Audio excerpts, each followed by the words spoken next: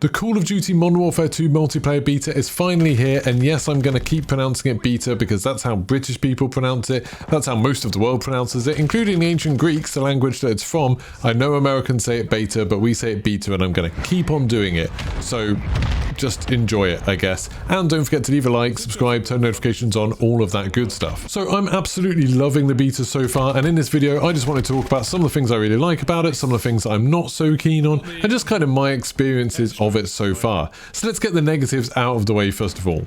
There are a few bugs, like there's some bugs to do with the chat where it says like the wrong player's name, and the whole chat system is a little bit awkward. I like the idea of you having like a party channel or a game chat channel, and you can be in both if you want, or you can choose to leave one or the other, but for some reason it seems to not remember the settings very well, so a lot of time you have to like keep on rejoining. That seems annoying. There's also a lot of people having crashes on PlayStation 4 and 5. I personally haven't had any, but I know some other people, like I was playing with Jaff, he had loads of crashes. That's kind of annoying. And then there's a few things to do with unlocking weapons, like the M16 just won't unlock for me. I've fully leveled up every other gun in the demo, but I still don't have that one for some reason, so that's kind of annoying. I've got the receiver for it, but it just won't let me select that weapon. It feels like they've put some limits on the beta in terms of which weapons you can level up and which ones you can't, and they've done it in a slightly odd way that doesn't make a lot of sense, and it's led to loads of confusion. The last thing that I didn't really like about it so far is the lack of content, but I'm pretty sure that'll change. It's just the first day. We have actually had loads of maps. We've had 4 maps in it already, but there's not many weapons in it. You can't do any camo grinds or anything like that. So it just feels a little bit like, okay, I'm done with it. I mean, to be fair, I'm saying this, but I was playing it for like 5 hours straight, and then I was done, and I'll probably play it a lot more tomorrow. But I was kind of expecting to go all night with it, and I just think they could probably leave in a weapon camo grind or something like that, even if it was just for one gun, and then have that progress take over into the main game. Imagine if you could fully do the camos for the M4 or something like that, and then have that gun done when the game comes out. That would have been super fun. A little bit annoyed they didn't do that. But now let's talk about the positives. So I've already mentioned the maps. There are 4 maps in the beta so far. It's a little bit weird. There's like 3 of them at the beginning where there was the museum, and then there was this kind of Mexican style map, and then there's the farm map, Farm 18 or something like that. It has a cool shooting range in the middle. And then they took museum out and they added this Amsterdam map in. Not really sure why they did that. Maybe there was a glitch or an exploit. Maybe that's what was crashing people's games. Absolutely no idea. We did seem to get museum an awful lot for a while when Jaff was having those crashes.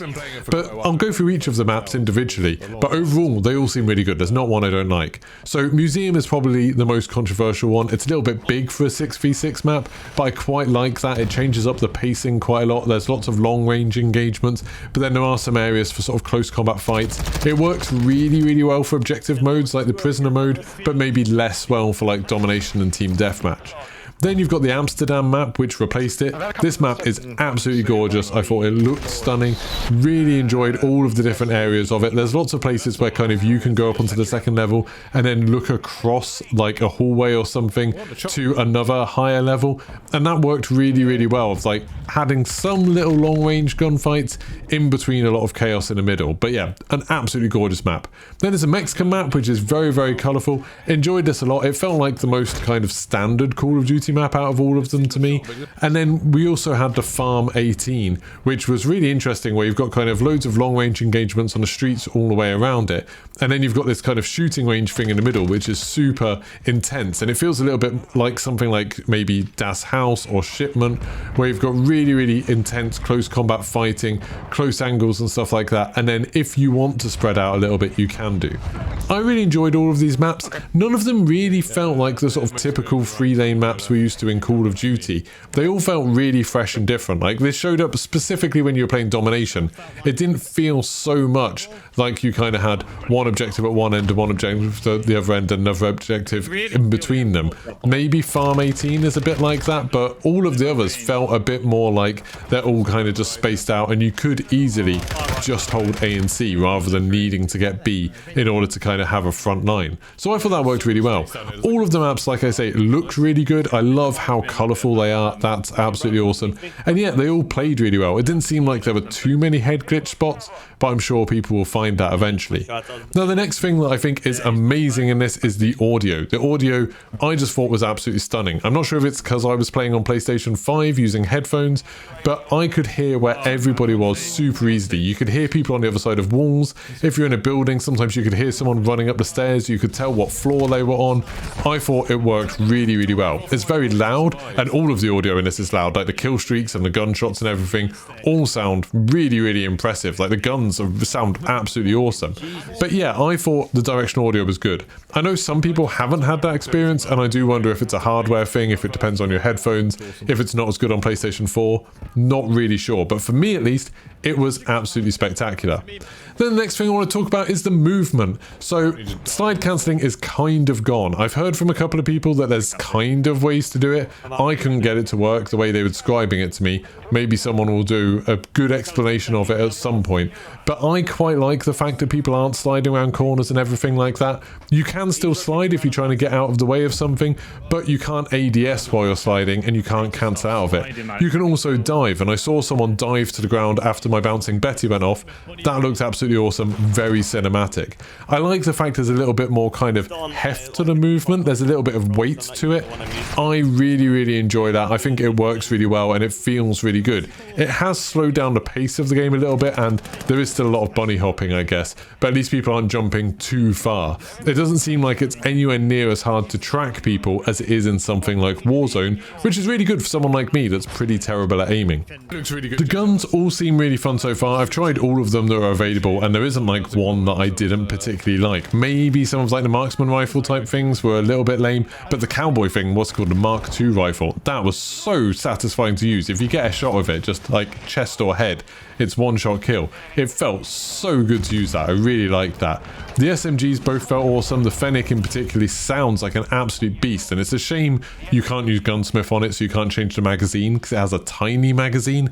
But yeah, that thing seemed absolutely awesome. I might do a video about some of the different guns over this weekend and some of the guns that I really like and the attachments that I really like on them. But it doesn't feel like there's kind of a clear meta, a clear winner. There's lots of people using the M4 at the moment. There's lots of people using the Hurricane, lots of people using the Fennec, but it does seem like everyone's trying everything out, and that's a lot of fun. The kill streaks all seem really fun. They kind of seem like standard kill streaks, kind of like what you would expect. One thing I don't really like about them is the explosion effects kind of clip through walls and stuff like that. There isn't that kind of occlusion where they stop, you know, if you're in a building and an explosion goes outside, for some reason the explosion effects just come straight through the wall. Maybe that's something they'll fix, but at the moment it looks a little bit jarring. And the final thing I wanted to talk about was the modes we have available. So we have Team Deathmatch and Domination, and they're pretty much the same as always, but then there's two new modes, and I thought they were really, really good. So we have the prisoner mode, where one team has 2 prisoners to protect in 2 different locations, and the other team is basically going to try and get in and exfiltrate. If they grab one of the prisoners, it's not game over because they get 100 points for that, so they want to try and get both to get 200 points. And it's kind of no respawns, that kind of thing, but you can resurrect your dead teammates while they're on the ground. It worked really, really well. It made me approach the maps in a really different way, made me see the maps very differently, and I really liked that. I thought it was a really cool mode, not massively inventive. Obviously, we've seen stuff like this before, especially in games like Rainbow Six, but I thought for Call of Duty, it was a lot of fun and a nice change of pace.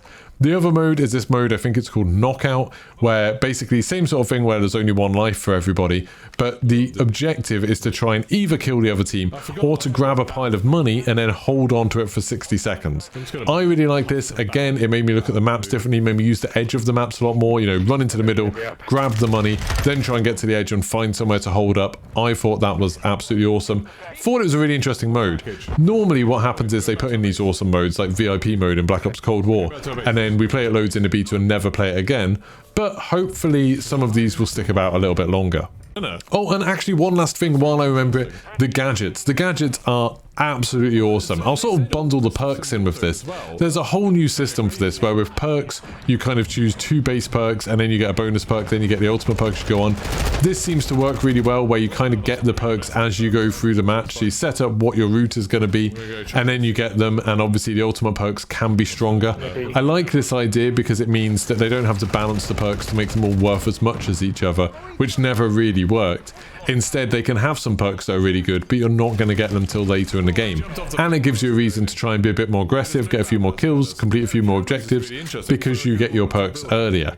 I'd quite like it if they made it so on objective game mode, so things like domination, you only got extra progress for the perks by doing the objectives, just to encourage people to do that. That could be quite cool, but, you know, maybe they'll tweak stuff like that. Who knows? The actual equipment is really cool because it's so different. It feels like Rainbow Six or something. So there's some stuff you're used to, like the deployable cover, and there's a personal radar and stuff like that. But then there's the thing that's like Fuse's thing in Rainbow Six, where you throw a mine on a wall and it pumps grenades on the other side. I haven't actually found good places to use it, but it feels really cool to use. It looks really cool. Then you've got this like battle serum thing that you inhale, which will make you regenerate quicker, so you kind of use it before you go into a fight. Then we've got a few other things like some really cool cameras where you can throw the cameras and you can have two of them up at once. And you can look through them if you want. And then you can also see in the bottom right, if a player is detected near them, it will tell you automatically. So you could put them on a route, and if you know which camera you've put on which route, you can get a pretty good idea of where the enemy team's moving, where they're approaching from. That seems super powerful to me. So I really like the idea that they're experimenting with some different things. They've got some new stuff coming. This whole game feels very different to me. It doesn't feel like the old Modern Warfare 2. It doesn't feel like Modern Warfare 2019 to me. It feels like a completely fresh game, and I am absolutely here for that. I really wanted Call of Duty to kind of feel reinvigorated after Vanguard just kind of felt like more of the same.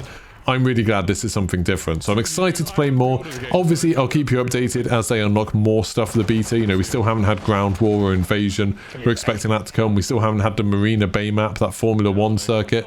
So it seems like we've got a lot more to come, maybe over this weekend, maybe over next weekend as well. So I'll let you know my thoughts on that too. If you like this video, don't forget to like and subscribe, and I'll see you for the next one. Goodbye.